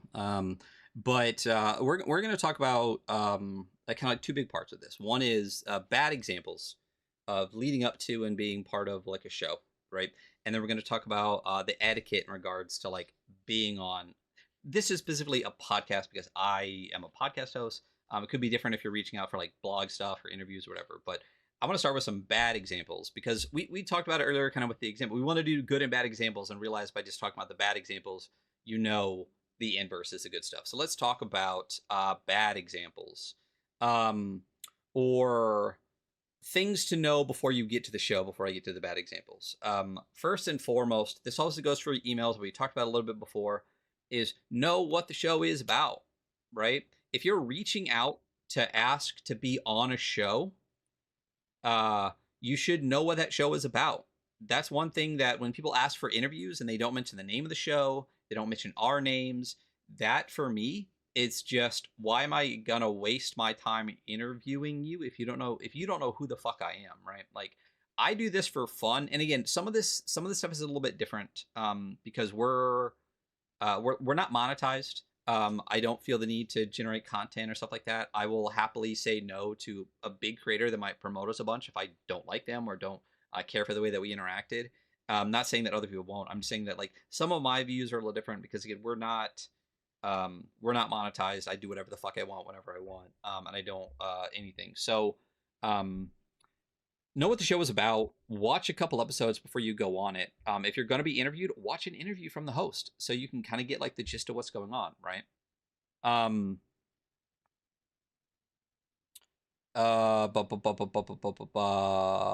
you wrote a couple things here. You wrote making the show harder to run or not bringing yourself and your work to the show. Those are things that you wrote. So what did you mean by Yes. those? Yeah. So don't make the show hard to run. Uh, it's not easy. And as Ryan has already said, he's only got so many spoons, right? So don't make him spend more spoons than he has allocated to the project. And there's a couple ways you can do that, but like the big one is just like have your technology working, double check everything, like and there's a lot of stuff here that's going to get into like, you know, sort of etiquette and things like that, or examples of issues that I know Ryan's going to get into. But that, I mean, that's the broad stroke of things, is you just want to make sure that you are not part Prepared. of the problem. Mm. The other one is and this is a thing that you need to do, is bring yourself and your work to the show. If someone's inviting you onto the show, they want you for whatever you are, right? I am a ex Ennies judge, layout, graphic design writing freak. That is the thing I'm into. If I go on to a show and then people ask me those questions and I say I don't want to talk about that, or I don't freely give away that kind of stuff, then it's like, okay, well then why did they invite you on, right? So if your relationship to RPGs is that you are the liminal horror guy who likes underwater adventures or scenarios only, and then you say that you don't want to talk about any of that, you're withholding the one thing that you were more or less implicitly expected to bring to the show, right? Mm-hmm. So that's the how do you be a good guest? Be the person that they invited onto the show. Yeah. Yeah, I mean, I completely agree with that. Luckily, I haven't really encountered anything like that. I mean, we're also pretty picky with the people that we invite on the Yeah. show. As a prolific listener of shows, I've listened to people get on a show and I'm like, oh, I can't wait to hear what they're going to say. And then they just be kind of like sticks in the mud. It hasn't happened on the weekly scroll. It hasn't happened on a I'll lot of say there's different. been, I would say there's been two or three times where I'm just like trying to drag stuff out of people. Um, but I agree Yeah. with you. Now that you're saying it that way, yes, I will say there has been one or two. Luckily though, for the most part, our interviews have been really good. Except for all the issues that we're gonna talk about here. So, I'll Right. say, how to be a guest on the show. I'll get into etiquette stuff with the reaching out and stuff like that. Let me just give you some bad examples, right? Because then you can again use critical thinking, and realize not to do this, right? So, when uh this is all stuff that's happened on our show. So I'll just run through the list of things, right? So first, we've had multiple people reach out to us about being on the show, and I will email back and say, sure, hey, let's talk whatever, and then I will never hear from them ever again. Okay, that's fine. You didn't really want to be on the show. Whatever. Going into the bad press folder. Um, and then we've had people where they reach out. We say sure. Start talking about scheduling, and then ghost in the middle of the scheduling talk. Never hear from them again. That's happened multiple times. If you're no longer interested or don't have the time to do it, just send a message that says, "Hey, Yeah. cool." Um, a side note for the bad press thing. One of the things I want to talk about more with the email bit. I've had times where people have sent an interview request, and I just say, "Hey, we're not really doing them right now. We're booked out," and I never hear from them. Okay, that's fine. What I do appreciate, and then what I will be more likely to respond in the future is we'll get emails where they say, "Hey, would love to come on," and we say, "Hey, we're not really doing that right now," and they say, "Hey, no problem. Maybe sometime in the future." That's fucking great. Following up, if we say, hey, we're taking a break, it's the end of the year, Hunter's super Yeah. busy, we've had some stuff come up, and you actually responding positively, like, no worries, whatever. That's fucking great. So responding, then ghosting in the middle of scheduling. The next one. Um, I've had multiple times where I've just canceled interviews because after we scheduled it and I was asking them things about like, hey, like who's gonna be on or this or that or blah blah blah. They were like super rude either in Discord or in messages and be like, well, I think you're doing this or da da da da da, and I think you mean this, and I'm like, no, I actually was just asking that, and then I was like, I'm not at this point. I don't feel good about this, and I'm not wasting my fucking time. Again, this is the hobby for me. Yeah. Uh, I'm gonna if we're not having a good time, I'll just cancel the fucking interview. And that's happened multiple times. So like, This one's beyond the pale for me. I don't understand why you would be rude, but it happens. it does. It's And don't crazy. and try not to be that person who does make it happen. Yeah. I mean, it's not hard. And listen, here's the thing too: is I know I can sometimes be a lot. I get super excited for interviews. I make, especially for APs, I make a full fucking overlay and everything for everything. And sometimes I'll email a bunch, being like, "Hey, here's a draft. Here's a draft. Here's a thing. Whatever." If you get a bunch of emails, you can just say, "Hey, whatever you do is cool." Like, "Oh, I'll be there on the day." But if I'm obviously like super excited about doing a thing and sending you a bunch, like, I'm sorry. Like, if that's too Yeah. much excitement for your project, maybe be on a different podcast then. What's next? No showing. We've had numerous people where we have interviewed or set up the interview. I'm sitting here at my desk. Uh, Zoom message has been the link to join has been sent out, and I'm sitting here waiting and waiting and waiting and waiting, and then just never hear from them again. That has happened. That has happened. Somehow you have another example that's even worse. Oh yeah, yeah, yeah, yeah, yeah. Uh, there was we also had one. I'll do a middle example that wasn't on here. Someone who showed up 30 minutes late. And here, listen, late. If you know anything about the Weekly Scroll, if we're 15 minutes late, we're on time. Late doesn't bother me, right? 30 minutes late with no, not reaching out, not messaging, not saying when to be late. When they finally do hop in, they're like, "All right, let's get this going. Come on." And I'm like, literally, I'm not kidding. Literally, no apology, no like, "Oh my god, I'm so sorry. This is what happened." Da da da. Literally jumped in, acted like it was my fault that somehow I was early or something, and Yeah. then whatever. And I'm like, "All right, fine. We'll just do the interview." But I'm never talking to this person again. I see this person all the time out in spaces, and I will never like. No, yeah, I hold grudges. I can tell you that right now. Unsurprising to anyone that listens to the show. The next one, that was even worse. We've had people no show and then thankfully say, "Oh my god, X, Y, and Z happened. I'm so sorry." And I'm like, "No worries. Let's set it up again. Cool. When works for you? How about here?" And then I never hear from them again. So no showed and then ghosted during the rescheduling. Yeah. Um, and then we've also had an example where someone came on the show we were going to do a collab with, and literally we were going to be on their show like the following day after we had already started pre-streaming. Like it's running the start screen, da da da da da. They go, "Oh, are we in pre-stream? Cool. Sorry, by the way, you're not gonna be able to come up on the show tomorrow. Some stuff came up." Yeah. Okay. And then message a couple days later, "Hey, maybe we can try to schedule or whatever." And I'm like, "Sure, let me talk to Hunter or whatever." Never hear from them again. If in that respect, right? Yeah. Don't like fake out a collab. Like what really bothered me about that was literally waited until we were streaming as if we would be like we would cancel on them 5 minutes before if we weren't streaming. That one really kind of drove me a little bit nuts. So those are bad things to not do. A lot of it comes back to just be a decent human being, right? Like I Yeah. think that's And, been and I can see instances where like maybe you're someone who is, you got things going on in your life, or like it's just chaotic. And I think one of the things that you need to, and this is going to be hard. I mean, this is part of life.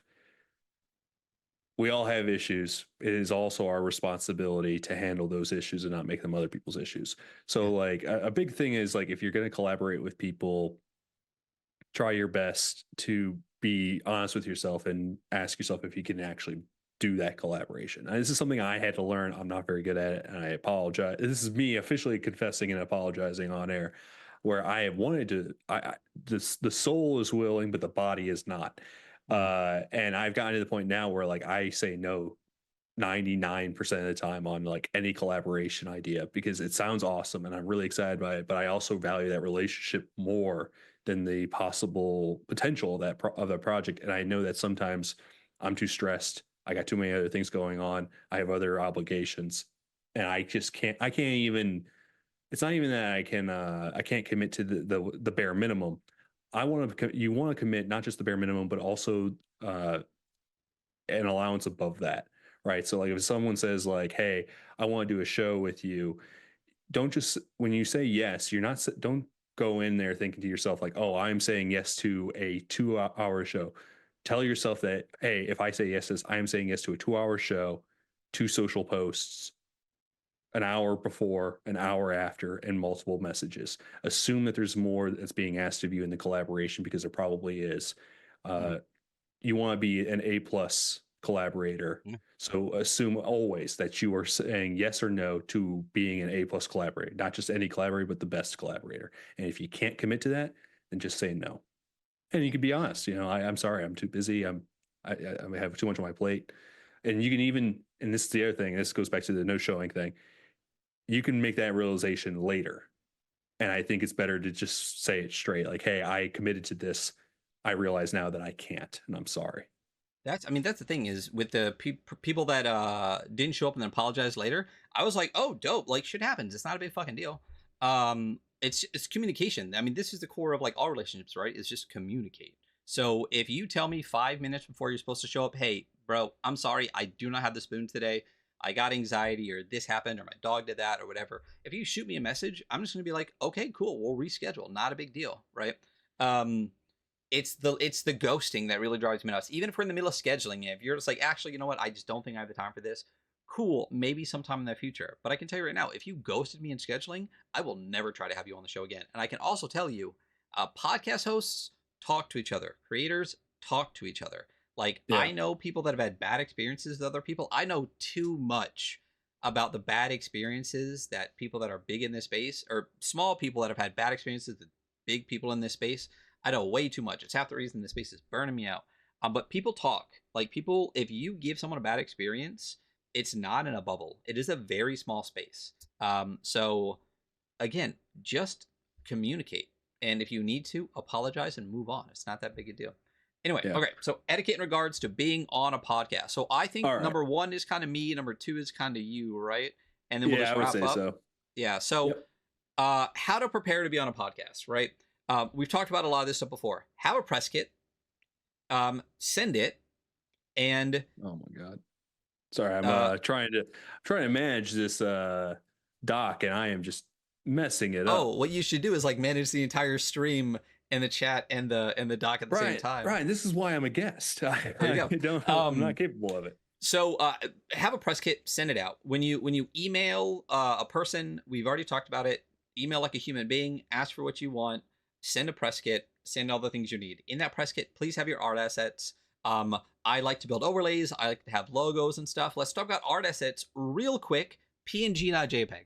PNG, not JPEG. Transparent background, black and white. Right? People will send us stuff in black all the time. Everything on our channel is got a black background. Send me one that's transparent with white on it. Like I'll fix it. You know how good I've gotten at Illustrator and Canva and stuff like that, because I've had to rip logos off of docs because people won't send me one, or there's not one in the press kit and I would like to put their logo on the overlay or something like that. Like, I've gotten really damn good at ripping fucking making vector files out of shit ripped off of an embedded PDF, because you can't just send a fucking logo. And I'll tell you right now, the number of logos I've gotten that are like low res JPEGs is crazy. You're making a game, get an SVG, get a vector file, or get like a high res PNG. Put that in your press kit, please. Like, in multiple colors, with and without background, please. Taglines, we talked about that already. Have one. I love to throw it into the promotional material. If you have one in your press kit, that's even better. And Clayton talked it a little bit earlier. Test your audio visual beforehand. The number of people that hop in and realize that their internet does not work well enough for streaming, that one's kind of fine. That's happened multiple times. I will actually edit podcasts if we're chopping in and out. That's totally fine. I understand that some parts of the world do not have great internet. It's fine. But please have your mic plugged in and realize that you're using the right one, that you're not using your headphone mic, that you're using the mic that's in front of you. Test your audio. Make sure that you're actually able to receive audio. Yes, we will do that a little bit before the stream starts, but if you have to re-download half of your AV stuff because you didn't check it before we hopped into the Zoom episode, we will be even later. So at least make sure that you can plug stuff in. I don't care. I personally don't care about the quality of it at all. If you're using AirPods with a mic on and it sounds like shit, I don't care. The listeners might. I don't care. Just make sure it works. Just give me something to work with. And that's kind of like getting up and going with the podcast. And then just, again, be a human being when we're talking. Yeah. All right. And here's the things that I'm trying to get better at. The first one is striking a balance between talking and listening. I have to get better at this. Everyone can get better at this, knowing when it is natural and okay to interrupt or interject, and then also knowing when you're just going to sit perfectly still and let that person just go for it. Again, something I'm still working on. The other one is memorizing names. And real quick, I know I'm terrible at that. My ADHD and excitement, me and Hunter are constantly like jumping over people, and I know that I do it to guests. I literally have like notes for myself not to, but sometimes the ADHD and the excitement. I know I talk over you a bunch. Yeah. And I apologize. I'm 40 years old. It's not changing now, you know? Yeah, no, I get it. And I think really what it is it's just like, because I think it can go one of two ways. Either if you like, because I've been on a couple, honestly, like I really appreciate you bringing me on the show because I'm treating it a lot like practice. You know, I'm getting better at being on podcasts because I'm getting invited to some of them. But like the first thing I did was like I was so nervous to talk at all that I didn't talk enough. And so it was kind of like just having like a little soundboard that would go, yeah, cool, instead of having anything to actually say. And then the second thing I've done in the past is I would talk too much because I wanted to put on a good show for everybody. So then I became less like myself and more like a showman, which is not what they're asking for.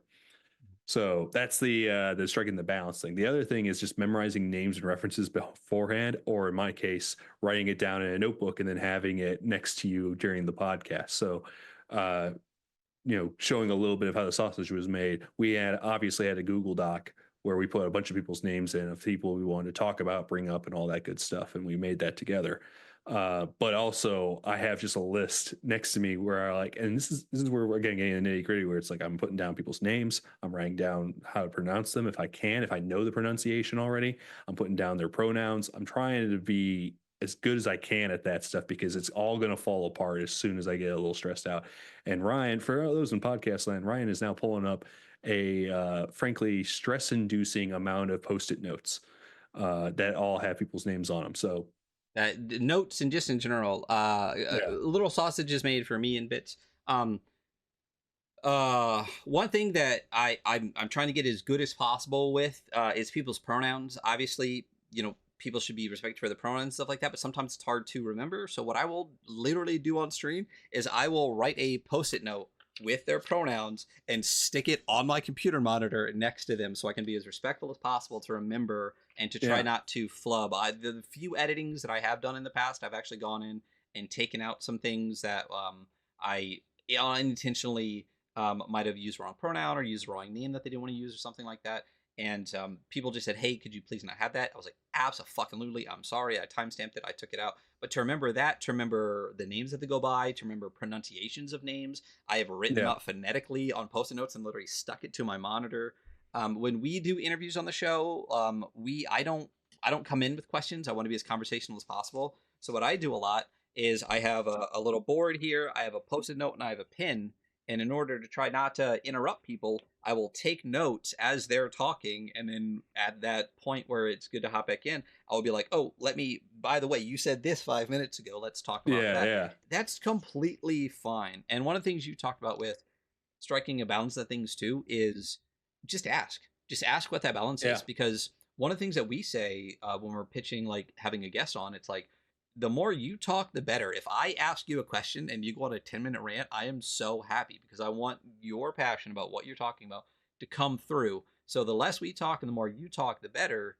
Um, that's what we try to give people those expectations where it's just like, this is just a conversation, there's no set this or that, this is the general flow, this is how the conversation usually goes, and we'll just let the ADHD go from there. So if you're not sure about that balance that you were talking about, just fucking ask, "Hey, Yeah. what's the style of these interviews?" And again, go watch previous ones and see how it works. Yeah. And then the last one, which has already been mentioned, so we're not going to get into it, is just bring whatever it is that made the host invite you. Mhm. Again, cannot be stressed enough. This goes for things that aren't even just podcasts, like any sort of collaboration project. You should be bringing whatever it is that got people excited to bring you on in the first place. And then the last thing, and this is again a little bit of sausage is made because it's going to happen in a few minutes.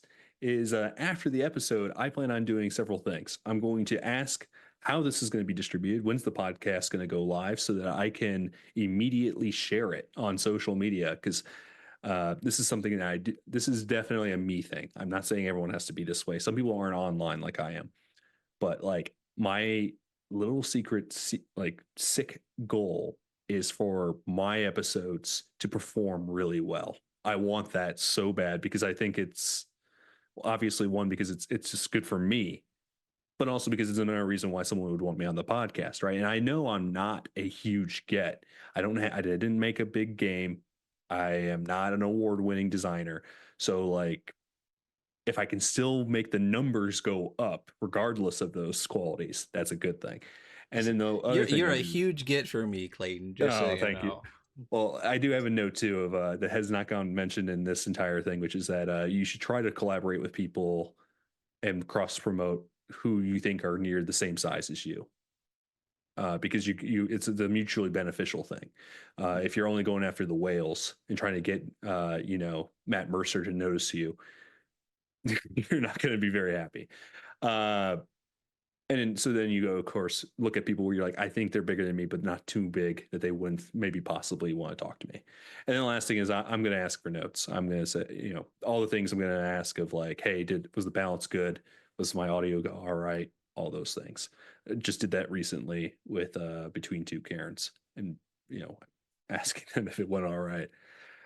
So that's all what things that make you a better person on the podcast that Mhm. it's a theory I'm working on. Yeah. Did we talk about the last one? Briefly touched on it. Share the fucking podcast. We've had multiple guests come on the show and just never mentioned that they were ever on our show. And I'm just Yes. like, what the fuck are you talking? What are we even doing with this, right? Um, I've also had, I mean, last bit of bad examples and stuff. Like I've had people ask us to do APs for like their Kickstarters and shit to like demo games and stuff, and then not put it on the Kickstarter page, not link it beforehand. It's just like, why did we took the time? Like again, it's because we were Yeah. excited for your game and want to promote you. Like again, I might be a little bit weird, and then I don't give a fuck about the numbers. Like they're interesting to look at. Like number go up is always good, but like I don't care. We're not monetized. Like the more people we have listening, the more probably bad emails I'm gonna get. But it's weird to me when you ask me for promotion for you, and it's something I'm super excited about, and we do a thing for you, and then it just disappears, and you never talk about it. It's like, did we do something wrong? Did you just forget? Like, why would you take all the work to be on a show and then not share that with your community? It's just it's something that like boggles me, but it's happened multiple times with multiple guests. It's just I don't know, it's weird. Yeah. Weird. No, exactly. It goes back to the thing of like, it shouldn't be a sick passion of mine. You should want the numbers to go up for everybody. So share the thing.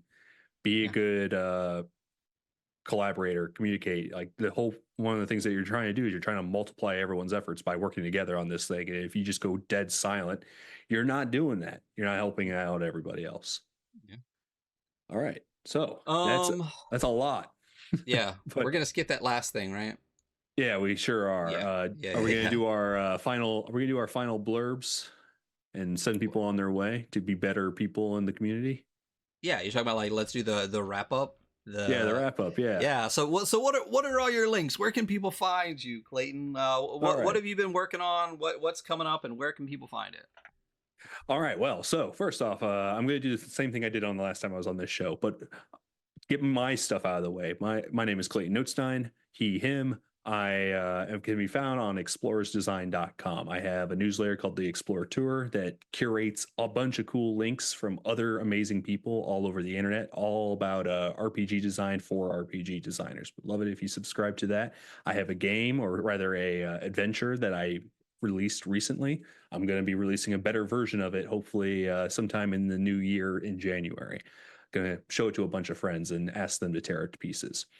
And then finally, last but not least, the thing I want to do is I want to promote somebody else. I saw them in the chat on this stream, so I'm going to call them out. Lone Archivist. You should check out their work. All right, they make these like polished and brooding like settings, adventures, and supplements, and they have amazing layout and graphic design. You can see things like In Other Waters, Tide Break. What We Give to Alien Gods, a lot of cool mothership stuff. You can find them at lonearchivist.com and also lonearchivist.itch.io. Their stuff is amazing. I really specifically like their little micro light like RPGs, which they call like the cargo ship. They got a bunch of them. They're really tiny, but they're like super condensed and distilled. Really good. Yeah. Yeah. Love their work. Love the design work and stuff they do with their logo work and stuff as well. So just a Yeah. great creator in this space. Completely agree. Um, Promoting on our episode about self-promotion where we promoted a bunch of people. I'm super excited. This is great. Um, and obviously, you know where we are because you're fucking watching us. So links are where they are on the internet. We'll make sure to put them where they go. Lone Archivist actually asked in chat if we want to put this doc up that we were working on anywhere. Maybe I'll talk with Clayton about how blog posts work, and I'll put it somewhere or link it in some place that people can talk. But we'll see. But that is us. I actually have a bunch of stuff and people going on coming on the show like almost every other day for the next 2 weeks before PAX. And I think you can find both of us at PAX this year. We talked about that. It all depends on whether or not the government wants to pay the damn air traffic controllers to get Bro, our planes I there. forgot. I literally just saw that yesterday. The flights might be fucking canceled. You know how Yeah. mad I would be? I'll be so angry. So pending that, Yeah. yes, I'm going to be at PAX Unplugged. I'm really excited to walk the floor and meet a bunch of people and play games. Find us at PAX. I'll have stuff to pass out to people. Come up, say hi, say my name. And I'm very excited to see Clayton again in person. And we will see you all when you see it. Click the links. Promote yourself well and promote other people. We'll talk to you later. Bye. See ya. Bye.